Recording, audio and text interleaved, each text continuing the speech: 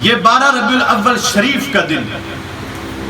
ہم کہتے ہیں کہ عیدوں کی عید ہے۔ اگر سرکار نہ ہوتے تو کوئی عید نہ ہوتی۔ لفظ عید کے اندر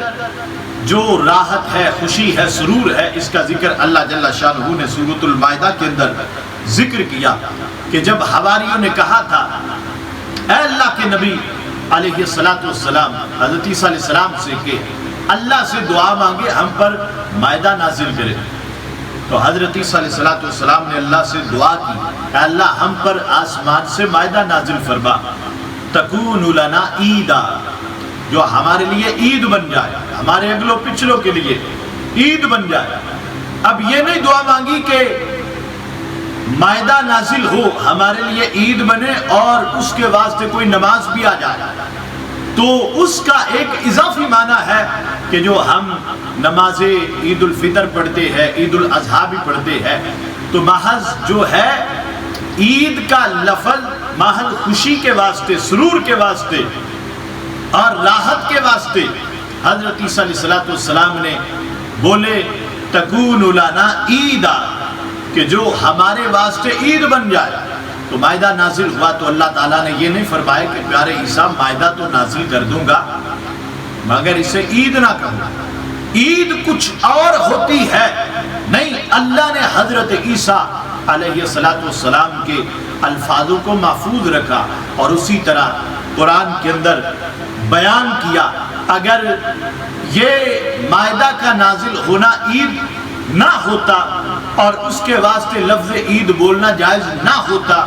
تو اللہ جل شانہ حضرت عیسیٰ علیہ السلام کو منع کر دیتا، تو ان پر مائدہ نازل ہوا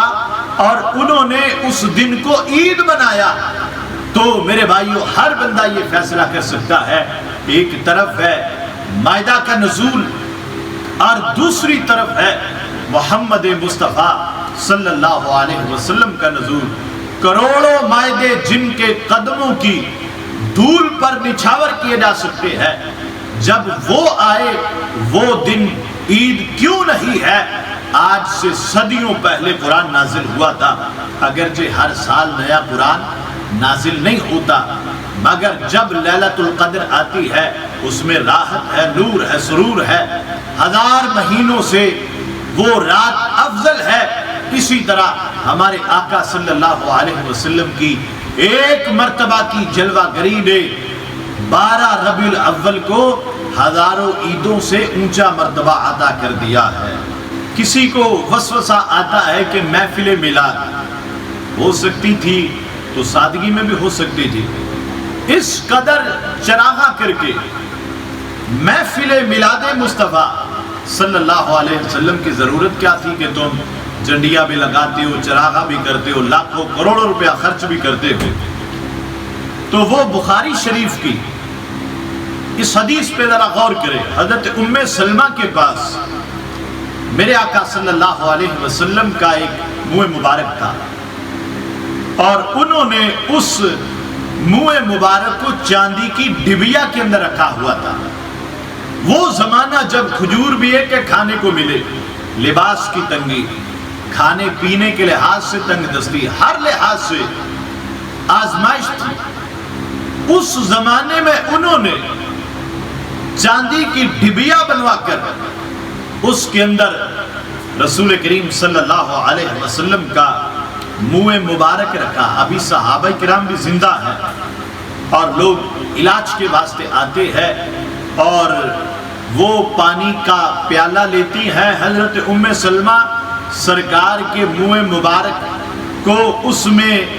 جو ہے ڈالتی ہیں اور بیمار کو وہ پانی پلایا جاتا ہے تو اللہ شفا عطا کر دیتا ہے۔ تو حضرت ام سلمہ رضی اللہ تعالی عنہا،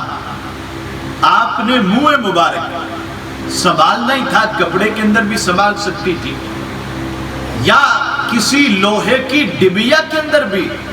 سنبھال سکتی تھی،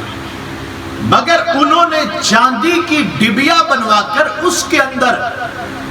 میرے آقا صلی اللہ علیہ وسلم کا منہ مبارک رکھا۔ تو چاندی کی ڈبیا بنانا کس بیس پہ تھا؟ جو ہمیں کہتے ہیں کہ تم چراغاں کیوں کرتے ہو، 12 ربیع الاول کو جھنڈیاں کیوں لگاتے ہو، تو ہم پوچھتے ہیں حضرت ام سلمہ نے چاندی کی ڈبیا کیوں بنوائی، کس بیس پہ تھا؟ تو ہم اس کا جواب دیتے ہیں کہ اللہ جل شانہ قرآن کے اندر فرماتا ہے وَتُعَزِّرُوهُ وَتُوَقِّرُوهُ کہ ان کی تعظیم کرو، تکریم کرو۔ اب اس کا مطلب یہ نہیں کہ سرکار سامنے ہو تو پھر ہی تعظیم ہے، اور اس آیت کریمہ سے حضرت ام سلمہ رضی اللہ تعالی عنہا آپ نے سمجھ لیا کہ رسول کریم صلی اللہ علیہ وسلم کے ہر عضو کی تعظیم ہے، ان سے نسبت رکھنے والی ہر ایک چیز کی تعظیم ہے، اور منہ مبارک کے واسطے انہوں نے چاندی کی ڈبیا بنوا کر اس بات کو واضح کیا کہ اوروں کے بال اور ہوتے ہیں، نبی کے بال اور ہوتے ہیں۔ ہمارے بال نالیوں گٹروں میں کوڑا کرکٹ کے ڈھیر پہ جاتے ہیں، مگر رسول کریم صلی اللہ علیہ وسلم کے منہ مبارک کا دوون بیمار کو پلایا جاتا ہے تو اللہ شفا عطا کر دیتا ہے۔ تو حضرت ام سلمہ نے اس بات کو واضح کیا کہ اوروں کے بال اور ہوتے ہیں، نبی کے بال اور ہوتے ہیں۔ تو ہم نے چراغاں کر کے، گھروں کو سجا کر، مرحبا یا مصطفیٰ کے نعرے لگا کر، یا رسول اللہ صلی اللہ علیہ وسلم کی صدائیں بلند کر کے، چراغاں کر کے، اور محفل میلاد منا کر اس بات کو واضح کیا کہ اوروں کی ولادت اور ہوتی ہے، نبی کا میلاد اور ہوتا ہے۔